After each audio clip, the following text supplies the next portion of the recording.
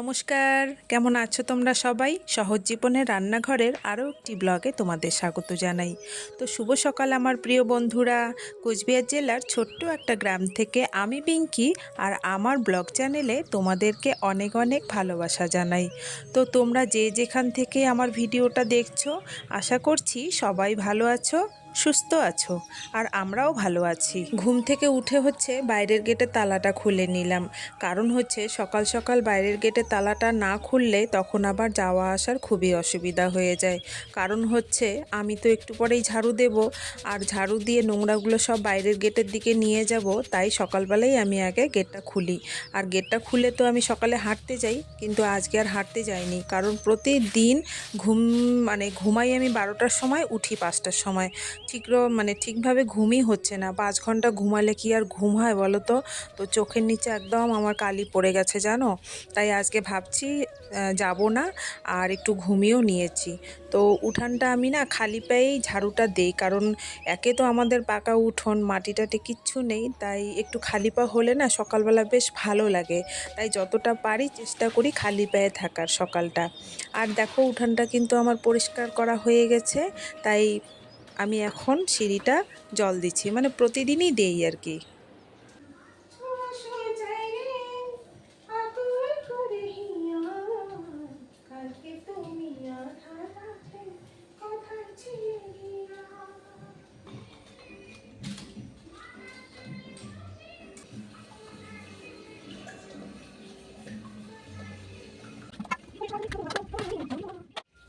আর গান করতে না আমার ভীষণ ভালো লাগে জানো, তাই পাশের বাড়িতে হোম থিয়েটার চালিয়েছে, ওই গানের সাথে সাথে আমিও গান করছি।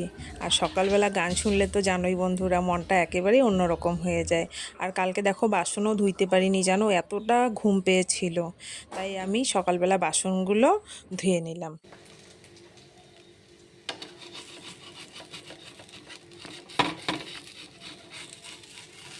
তো এটা শেষ করব, এটা আবার শেষ না করলে নষ্ট হয়ে যাবে।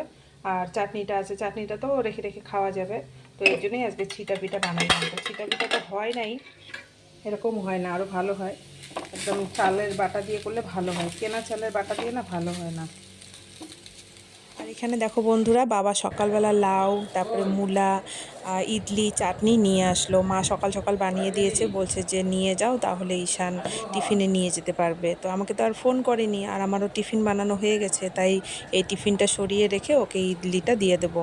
আর বাবা এসে বলছে যে লাউয়ের নাকি তরকারি খাবে মাছের মাথা দিয়ে। তো দেখি কি নিয়ে আসে, যদি মাছের মাথা নিয়ে আসে তাহলে লাউ করব, আর যদি না আনে তাহলে অন্য কিছু বানাবো। মহিলা পার্টি জিন্দাবাদ। ওই যে ঈশা আসতেছে, তোমার অনিমা আসতেছে। এই যে বন্ধুরা, এখানে চেক কলম সব কিছু এখানে আছে, আর আমরা এই যে এই কয়েকজন মহিলারা এখন যাচ্ছি। তো দেখি কতদূর কি করতে পারি, দায়িত্ব যখন পেয়েছি সাকসেস তো করতেই হবে, তাই না বলো? অবশ্যই অবশ্যই।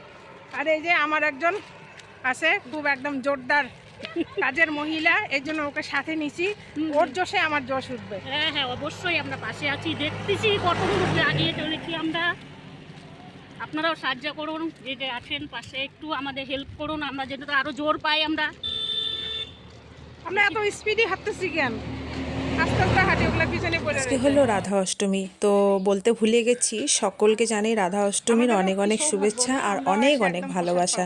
তো যে বাড়িতে আমরা চাঁদার জন্য আসি, সেই বাড়ির দিদি কিন্তু রাধা অষ্টমী করেছে, তাই আমাদের কত ভাগ্যটা ভালো, তাই না বলো? প্রসাদও পাবো।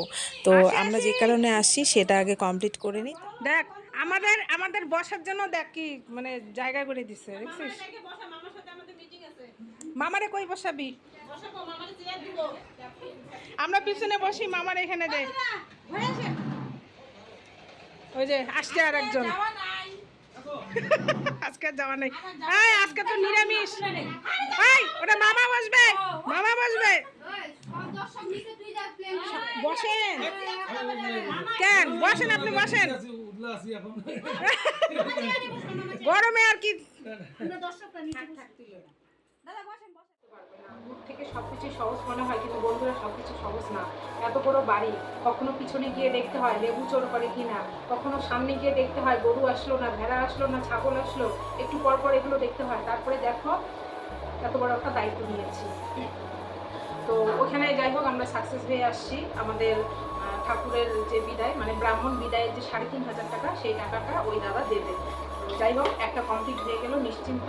কালকে আবার বের হতে হবে সকাল ৯টায় কুচবিহারে, সেখানে আমাদের ২-৩ জায়গায় যাওয়ার কথা আছে।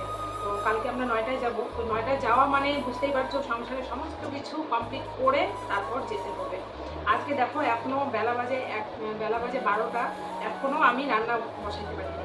তো এসে দেখি বর চাবি নিয়ে গেছিলাম আমি, মানে ঘরের চাবি, তো এসে দেখি ও মাছ নিয়ে দাঁড়িয়ে আছে। আর আজকে এত মানে ভেজালের মধ্যে আজকে নিয়ে আসি কতগুলো পুঁটি মাছ। সেই পুঁটি মাছগুলো আমি কাটলাম, ধুইলাম, ধুয়ে এখন তারপর আমি রেডি হয়ে আবার মূলা শাকটা তোমার ধুয়ে কেটে কেটে রেখে গেছিলাম, যেহেতু ক্লাবের সামনেই ক্লাব, তো ক্লাবে দেখছিলাম কেউ আসেনি, 9:30 টাইম দেওয়া ছিল, তো আসেনি। তারপর আমি শাকটা ধুয়ে কেটে কেটে রেখে গেছিলাম। এসে এখন এই যে লাউটা কাটলাম। সকালে যে বাবা যে লাউ দিয়ে গেছে, তো বাবা বলছে লাউ খাবে, তো মাছ ছোটো মাছই আনছে, মাছের মাথা দিয়ে খাবে না, বলছে যে লাউ শুক্তো করো। তো মুগ ডাল দিয়ে লাউ শুক্তো করবো, বাড়িতেও তরকারি দেবো। তো লাউ কাটলাম, মূলা শাক ভাজা করবো আর পুঁটি মাছের ঝাল করবো। তো সেটা করতে গেলে তো জিনিসপত্রগুলো রেডি করতে হবে, তো সেটাই করছি। এখনও কোনো কাজ হয়নি, এগুলো রান্না বসিয়ে দিয়ে আবার ওইদিকে ঘর দুয়ার মুছে তারপর রান্না কমপ্লিট করে ঠাকুর পূজা দেবো। এদিকে আবার ছেলেকে আনতে যেতে হবে রাস্তায় ৩টার সময়। তাহলে তোমরা ভাবো আমার কি পরিমাণে চাপ। আর মহিলাদের পক্ষে না সত্যিকারে একটু অসম্ভবই হয়, মানে একটু অসুবিধাই হয়। একটা এই সংসারের থেকে বাইরে গিয়ে এই কাজগুলো করা না একটু চাপেরই হয়। তবুও কিছু করার নেই, কিছু বলার নেই, আর করতে হবে। আজকে রাধা অষ্টমী, আর রাধা অষ্টমীর শুভ দিনে আমরা কিন্তু শুভ কাজটা আজকে শুরু করলাম। তো কালকে রাত্রেই ঠিক করেছি যে আমরা আজকে ওই দাদার কাছে যাব। তো যাকে যাকে বলেছি সবাই এসেছে। আর গিয়ে জানো তো সেই ২,০০০ টাকার উপরে আর দেবেই না। তো এতগুলো মহিলা গেছি আর এতগুলো মুখ কার কথা শুনবে আর কার কথা রাখবে। তো যাই হোক, মানে যেটা আমাদের ভাবনা ছিল সেটা কমপ্লিট করে ফেলেছি। তো আজকের থেকে শুরু হলো। গরমে তো ঘেমে ঘুমে একাকার, আর আমি কিছুই পরতে পারি না। দেখো গলায় ঘামাচি না কি হয়েছে এখানে, 2 দিন থেকে খুব চুলকাচ্ছে। এত কিছু দিচ্ছি, বরফ দিচ্ছি, লেবু দিচ্ছি, তারপর তোমার ওই ক্যান্ডিড ডাস্টিক পাউডারটা দিচ্ছি, তবুও কিচ্ছু হচ্ছে না, শুধু চুলকাচ্ছে। তো যাই হোক, এখন 2:40 বাজে, এখন যাব রাস্তায়। আজকে ওনাকে ধরবো, ধরে 2টা কথা বলবো তো অবশ্যই, দেখি উনি কি বলে। বন্ধুরা, তোমরা তো এর আগেও দেখেছো যে স্কুলের গাড়িটা ঠিক এই পজিশনে দাঁড়ায়, আর এইখানে দাঁড়িয়ে উনি কিন্তু বাচ্চাকে হাত ধরে পার করে দেয় ওই রাস্তায়। কিন্তু সেদিন উনি পার করেনি, হাতটা এখানেই ছেড়ে দিয়েছিল, আর গাড়িটা অটোটা ঠিক ওই পাশ দিয়েই আসছিল, এসে একদম অটোটা বেঁকে চেকে মানে ওই রাস্তাতে নামছিল। মানে অল্পের জন্য, মানে শুধু ড্রাইভারটার জন্যই আমার ছেলে কিন্তু বেঁচে গেছে, না হলে যে সেদিন কি হতো সেটা আর বলার কিছু নেই। তো যাই হোক, আজকে আসলাম এখানে, প্রতিদিনই আসবো ছেলেকে নিতে, তো আজকে তো ওনাকে ধরবই আমি। যাই হোক, ওনাকে তো বললাম, তো উনি বললো যে না, তোমার ছেলে হাত ছেড়ে দৌড় মারছে। কিন্তু যতই আমার ছেলে হাত ছেড়ে দৌড় মারুক না কেন, ওনার কর্তব্য কি, ওনার দায়িত্ব কি? ওনার দায়িত্ব হচ্ছে গাড়ির থেকে নামিয়ে বাচ্চাকে পার করে দিয়ে তারপরে গাড়ি যাবে, তাই তো? তো সেটা না করে উনি এটা করেছে। বললাম, তারপরে তো যাই হোক বেশি কথা আর বলতে পারলো না, একটু দেখলাম সমঝত মুখটা।